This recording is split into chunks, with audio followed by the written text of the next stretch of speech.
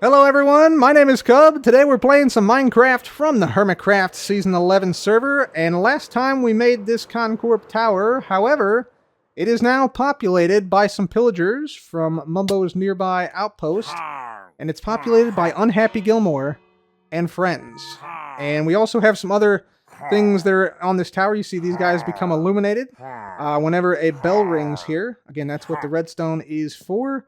And then, of course, we got the working campfire up here that lights up at night. Hello, boys. Wow, okay, that's kind of intimidating, even without the crossbows. But we got bigger fish to fry today, everyone, because we have a driving range out here that needs to be done. This is the driving range, and this is our project for today.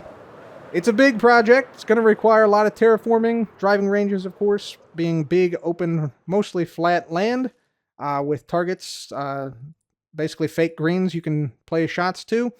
And the reason why we're making this driving range today is because we want to open the driving range before the golf course, so players have a chance to practice.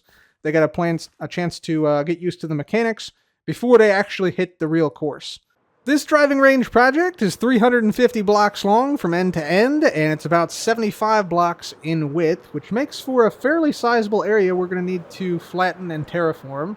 Now, we're not going to terraform every single bit of this. Like, I think this river would actually be a nice sort of natural hazard within the driving range itself, making both a hazard for incoming shots and also a way to launch out of this area with outgoing shots. But things like this hill over here, maybe a little bit too much for a driving range that's typically sort of a flat plane.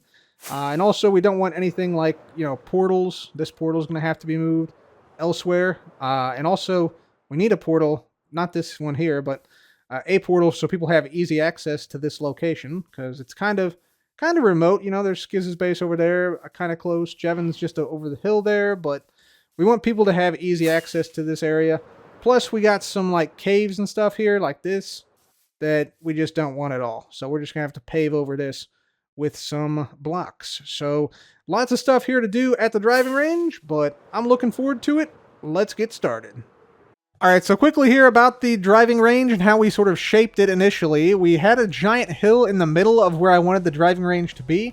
So we went ahead and cut that down and removed a whole bunch of stone and dirt from the middle.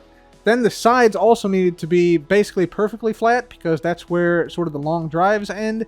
And we wanted a perfectly uniform area for the drives to land in.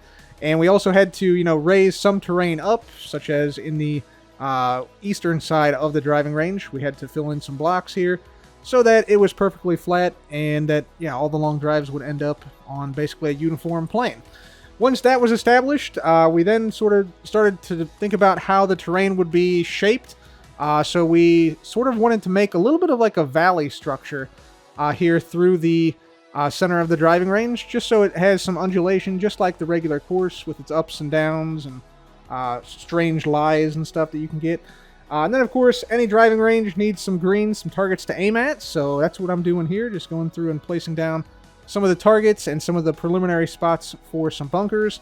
We're also putting down on the sides, you can see, the troughs of water, and then filling in the greens and some of the bunkers as sort of the simulated hazards. We also got a little island green, and I, filled in a little bit around that, and some extra terrain around the rest of the range.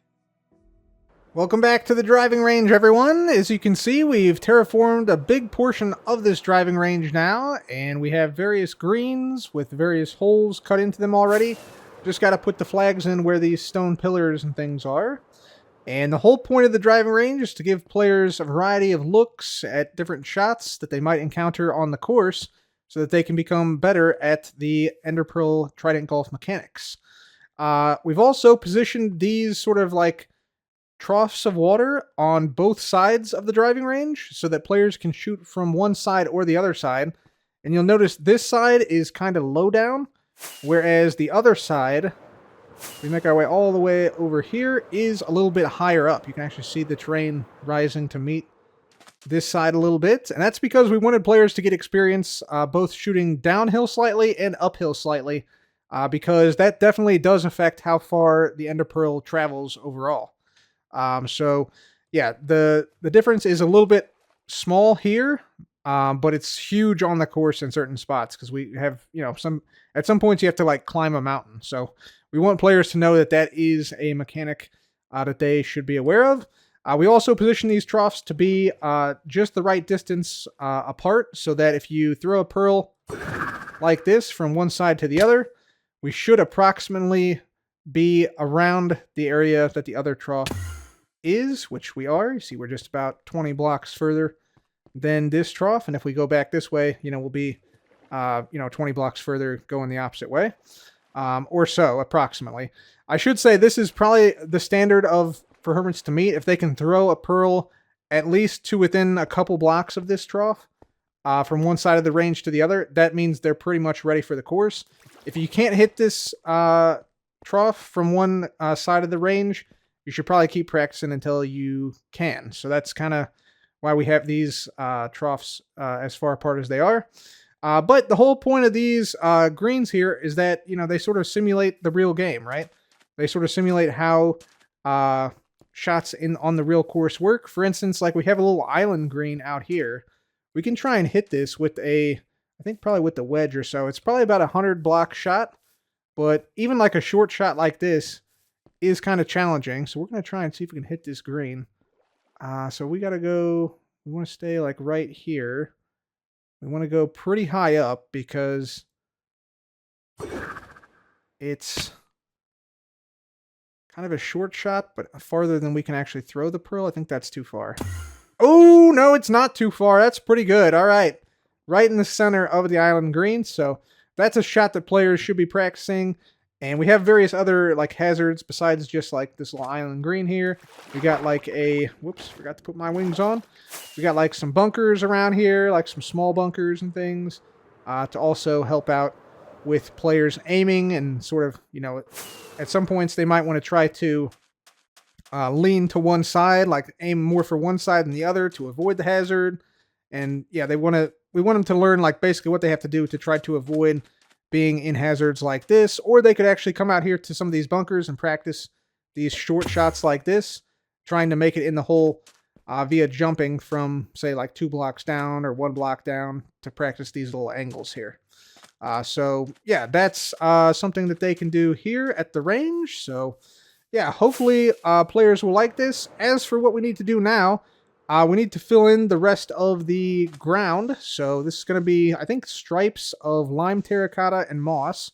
And then this area up here at the ends, beyond the water troughs, this is going to be where the long drives end up. So we're going to basically have effectively just only green concrete powder like this. And then we'll have sort of stripes of various distances from each trough, both on this side and on the opposite side, so that players can record how far their longest drives went.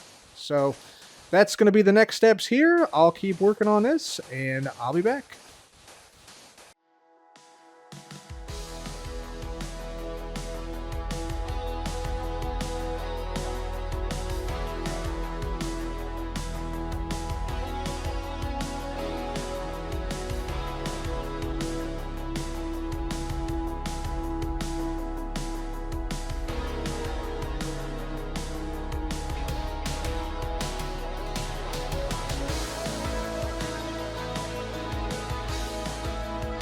Oh, yeah, that's much better. Now we're starting to see a proper driving range. So we got the driving range ground transferred over from just grass and dirt to moss and lime terracotta, simulating the fairway. And man, this is looking really nice now. We also got the flags in, we got the cups in, and we got the concrete powder over here near the ends of the range done as well. So that's looking good. A couple things we still have to add. We have to add some markers, distance markers, so players know how far they've thrown their Enderpearl.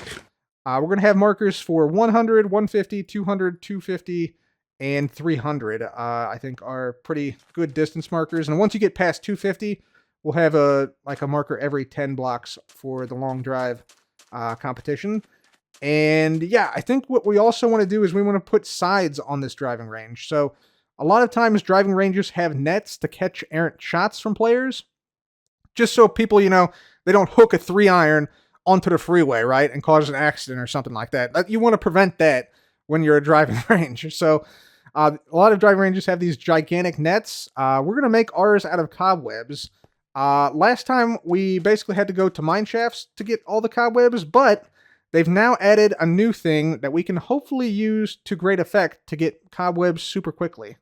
And of course, that thing they added is the weaving potion, which you can now brew up in a brewing stand with an awkward potion. Just adding a cobweb to that gives you a weaving potion. And yeah, if you have a mob with weaving effect, whenever that mob is slain, they have a chance of putting cobwebs in a 3x3 area around where they die. Now, you can make farms with this weaving potion, and people have done so in the past, but they are just kind of inherently terrible because the mobs don't really spread out that easily. But I think I've come up with a solution on how to potentially make this worth it and make this weaving potion very valuable by basically targeting a specific mob in a specific area of the world. Ladies and gentlemen, welcome to the end. That's right, everybody. We have a large flat plane, completely devoid of any features right here that we have constructed. And what I'm going to do is I'm going to put down a little safety thing here where there's some dirt here. And we're going to make this, let's just say, a couple blocks wide. Let's say 5 blocks wide. That seems good. And we're going to fill this in so the Enderman cannot attack us.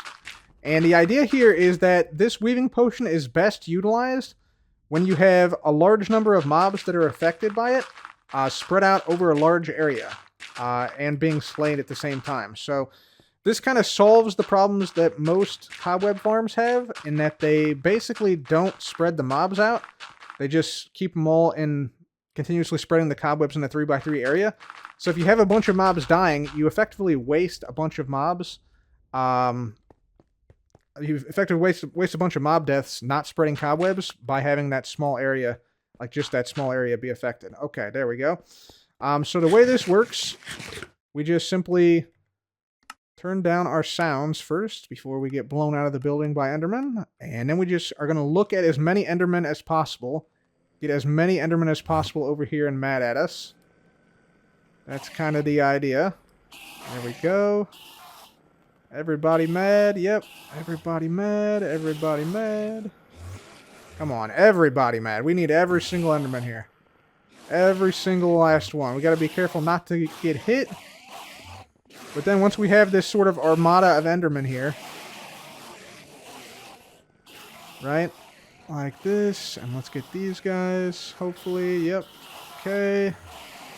And these guys. Alright, so now once we have a good amount, we simply get them all into one location, so we'll get close to this. Right? Hit him with the potion. Then we just hit them a few times. And then once they start dying, which hopefully will be relatively soon. There we go. We should start to see, I hope, some cobwebs spreading. Yeah, okay, there we go. Yep. Nice. Nice. And see how we can sort of spread these? Each Enderman dying here, they are actually kind of dying a little further back than I thought because I have knockback, so they're actually like spreading the cobwebs a little bit further than I was hoping, but that should, yeah, result in a bunch of cobwebs here. So let's see how much that got us. We ended up with a total of 54 cobwebs, which is not too bad of a haul. However, I think we can actually improve this quite a bit if we simply spread the Enderman out a little bit more around this dirt platform. Alright, we're going to give this one more go. I made this a little bit smaller in terms of like the length here, so hopefully we can get a few more Endermen and spread them out a little bit more effectively here. Alright, so once we get them killed, we're going to move down a pretty sizable amount now. So that we can, there we go, go here, go here, go here, there we go, and then we'll move quite a bit down, there we go, there we go, there we go, yeah, this is much better now, there we go, and we'll move down here, there we go. We just got a few left. Nice. Okay. I think that was actually a little bit better in terms of the efficiency. Let's just see, though. So we were at 54. So let's just keep 54 here. And we'll count the rest down here. And we'll see how much that got relative to the first time around. So we ended up getting a total of 71 cobwebs that second time, just by simply spreading out the Enderman a little bit more and just walking further along this line as we slayed. We did an hour-long test of this, and in about an hour we were able to get 1,500 cobwebs, which is kind of comparable to the best cobweb farms, which run about 2,000 cobwebs per hour. So this is a very cheap and easy way to get a bunch of cobwebs super fast, and should cut down on our time that it takes us to get the cobwebs for our big net. So after spending about 2 days gathering cobwebs, we went ahead and started to place them down, and we basically used dirt scaffolding to make cobweb placing a lot more efficient. This way you can place like 4 or 5 cobwebs in a row super quickly, and just go like from one row to the next row, and then just work your way up from there.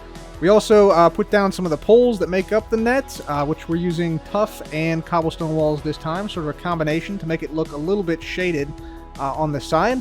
And then it's just basically repeating that pattern again and again all the way down the line at the driving range. And believe it or not, this net is actually larger than the net we made back in Season 6 by about a shulker box or 2 of cobwebs. So yeah, much bigger net, but it takes much less time thanks to the weaving potion and our ability to get cobwebs much quicker. Alright everyone, take a look. We got ourselves a driving range really coming together now. The net is up with all the cobwebs, and we put down distance markers on the left side here. So it goes 50, 100, there's 150 out there, 200, 250, and then 300 at the furthest extent. It goes a couple blocks beyond 300. You can sort of see the gold line way out there in the distance. And then we did the same thing for this side. So let's just go ahead and take our Enderpearls, and we're going to launch down here with the driver. Just go this way. There we go. You can see, heading back this direction, we now have markers on this other side. So that went just shy of 250, so we're about 246 or so.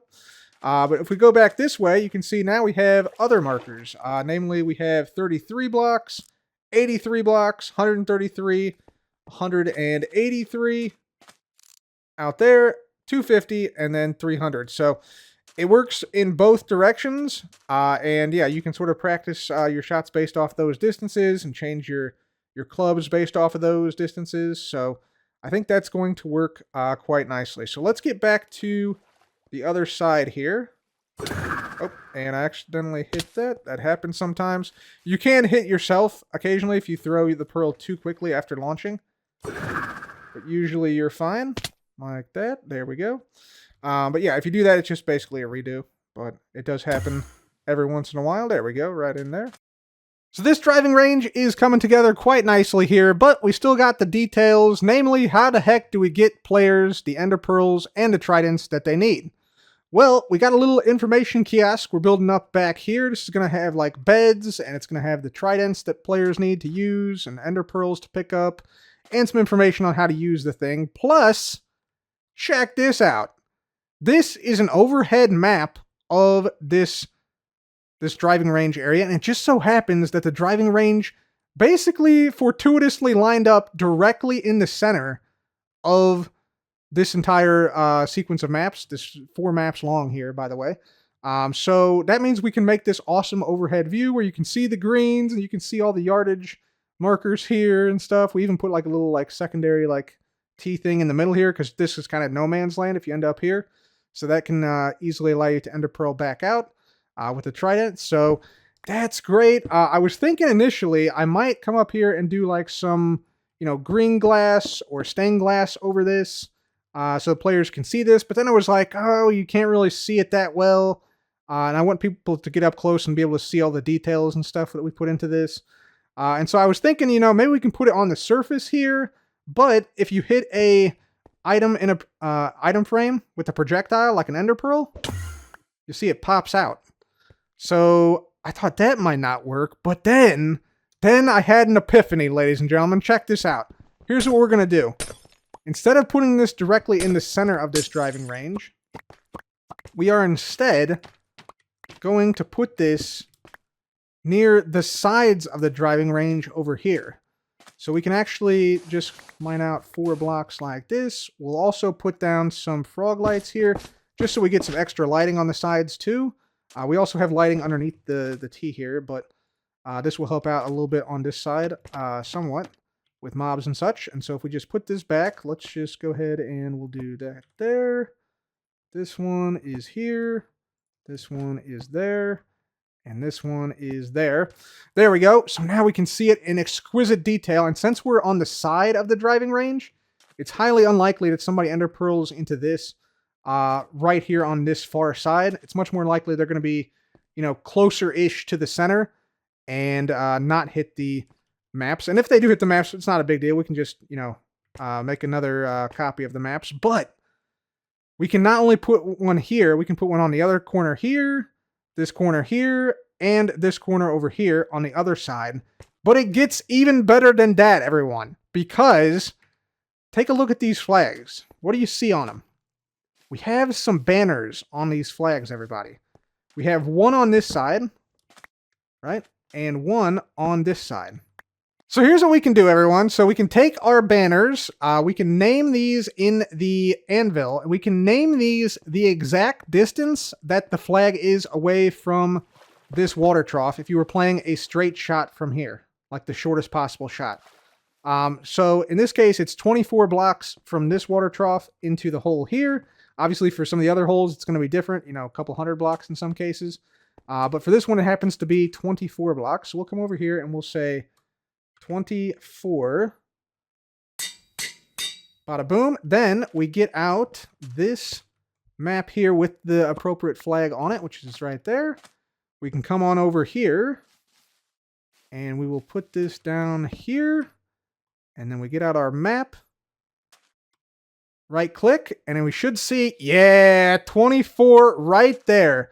So now if we get back over here, place this down, boom, you can see the exact distance to each flag. And we can mark these out. And so this is going to be like 24. This one here is going to be like 55 or so. This one's probably 60 something. This one's probably like 80 or so. This one's like 104. This one's probably like 115. This one's probably like 138 or so. And so you can sort of like mark all these with these different types of banners. But wouldn't you know, I just so happen to have a second banner here, which is not named. And so what we can do on the other side of the course, because we have the exact same water trough scenario here, we can actually put the maps with this banner, but rename to a different number. Because from this side, going to that same hole, it's actually a different distance. You see there's 183 blocks out here. I actually measured it already. It's actually 209 blocks to this flag here. So what we'll do, we'll come over here. We'll name this 209. Bada boom, we put it on the opposite side of the flag here. Then we make another copy of the same map. We hit it on this side, and now we have the same hole displaying different numbers depending on which side of the course you're firing from. I just think that's super cool. I think that's super awesome. So we'll put these maps on all 4 corners of the course and fill out the rest of the kiosk, but I just had to show that because that's super awesome that we have a map that displays down to the block how far it is to each hole. So after we've renamed all the banners and right-click the maps on it, it looks like this. So that looks pretty sick, and yeah, you can sort of see all the exact straight line distances from the water trough here to each hole individually. Of course, if you want to play shots in between these distances, you just move left and right down this trough, and that changes the distance. So like instead of being, you know, like 24 blocks to this flag right about here, this is 24 blocks to that hole. But if I move this way, Now it's like 26 blocks, 28 blocks, 30 blocks, 32 blocks, 34 blocks. So it changes as you move left and right along this line right here. And then, of course, the map on the other side has different numbers because we're going the opposite way. And so the flags are different distances, which you can see right here. So I think that's just super cool. That's one of the coolest things that they have ever added, like the ability to do this with banners on maps. So yeah, that's really awesome. And we also set up the kiosk down here. Let me show you this real quick. This is just super basic right now. But yeah, we got the tridents down here. We got how to play and some info. I'm not going to read through this right now, but yeah, we got some tips on how to play. We got some Enderpearls here. And we're having a long drive contest. And thanks to you viewers, we are going to be offering the top 3 longest drives here. Access to the 19th hole members lounge at Hermit Grove Golf Clubhouse or golf course, same thing. And so yeah, we also are going to give them custom themed banners, and they're going to get diamonds from participants. So you get 16 throws per 1 diamond. You get up to 16 throws per day, so you can come back multiple days. They don't stack, by the way, so you can't just wait till the final day and then do like 100 throws. That's not how it works. So yeah. You can do 16 throws per day, but it doesn't accumulate. Like, you have to come back the next day to do another 16 throws. It doesn't add up. So you don't get, like, if you miss a day, you don't get 32 throws the next day, for instance, is what I'm trying to say. Anyways, right. Other things we got to do. We need access to a portal out here.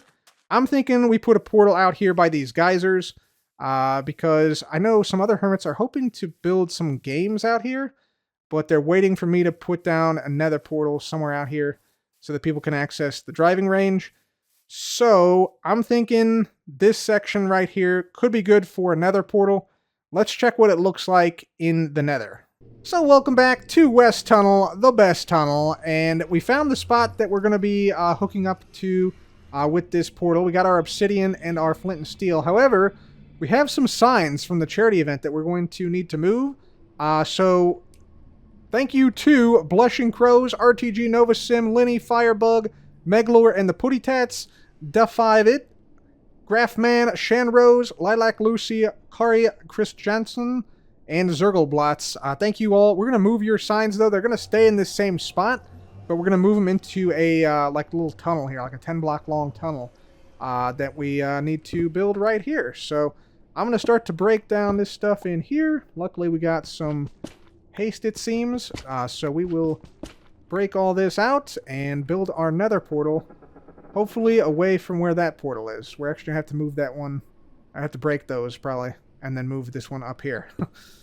Hermit Grove driving range, tunnel, and portal are now complete. They are at marker 4 down the west tunnel, so very close to the nether hub, actually. You can see the hub from where this tunnel is. And if we go on through here, you can see there's the signs we moved, and through here is the now completed driving range. And so we have a nice little portal here with some deep slate and some bushes on the side. This is the same sort of pathway we went with in the rest of the course, so that's really nice. But this driving range, ladies and gentlemen, is now open. The golf course is not open, but the driving range is.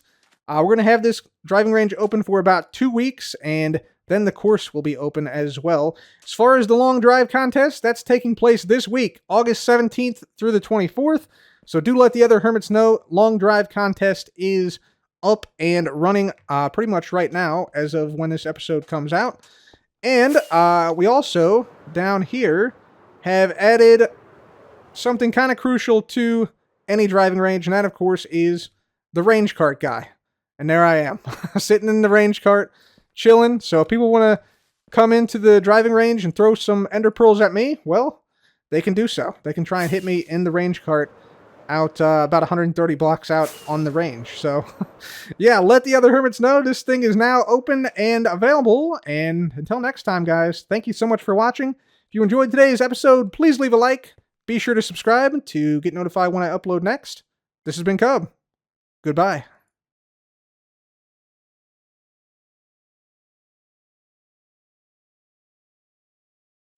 Bonus clip, the good egg becomes Chicago egg. A little bit of context here. one of my shops was moved by the Good Egg, presumably by the Good Egg, to a new location without my permission. I filed a grievance with the sheriff, and here's what happened. A little bit of compensation goes a long way to send the message that you're not saying that anybody in this district is less than. So it's up to you, Etho. You're speaking for the Good Egg. What is the message that the Good Egg wants to send? I believe the sheriff has been compromised. He has given Cub immunity. I'm a witness of this, and I think they're working together. I knew that would come to bite us. They're working together. How about this? How about this? I'm not getting anything from this. I got a proposal. If you guys would step over this way. Step over this way. You see the sign up here? Uh-oh. Does that not look like it says Chicago Egg? I still can't read it, Cub. I'm going to take your word for it. Chase. Give a good squint job on that, Ethan. There's a C, an H, a C, a G, and an O is what it looks like to me. What's your proposition? My proposition is that Etho, from this time forth, must call this shop Chicago Egg. Okay. I like that. Now, To really everybody. nice. To everybody.